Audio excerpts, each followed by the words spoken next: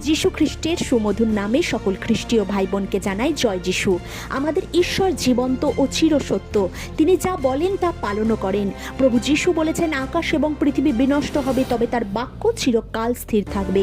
প্রভু যীশু একবার শিক্ষাদানকালে বলেছিলেন, তোমরা কি খাবে বা পড়বে তার চিন্তা করো না, কারণ তোমাদের পিতা জানে তোমাদের কি প্রয়োজন। তোমরা তার রাজ্য এবং ধার্মিকতার খোঁজ করো। মনুষ্য সর্বদা কালকের চিন্তা করে, তবে ঈশ্বর আমাদের বলেছেন, কালকের নয় আজকের চিন্তা করো, কিভাবে নিজেকে ঈশ্বরের কাছে বলিদান রূপে উৎসর্গ করা যেতে পারে। তবেই ঈশ্বর আমাদের সকল ভাবনার ভার নিজের ওপর তুলে নেবেন। মার্ক রচিত সুসমাচারের 6 অধ্যায়ে 30 থেকে 44 পদে আমরা দেখি, শিষ্যরা যাতে বিশ্রাম নিতে পারে তার জন্য প্রভু তাদের এক নির্জন জায়গায় যেতে বললেন।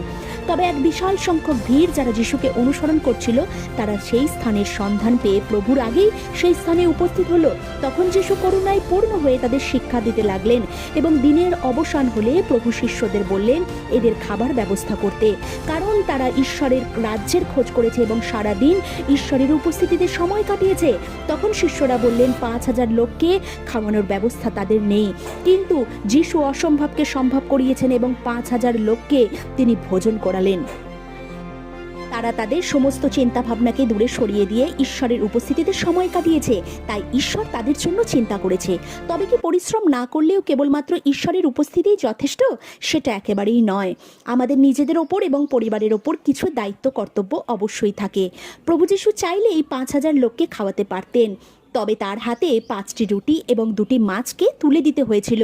ঈশ্বর চায় পরিশ্রমী ব্যক্তিকে, অলস ব্যক্তিকে কখনোই ঈশ্বর চায় না।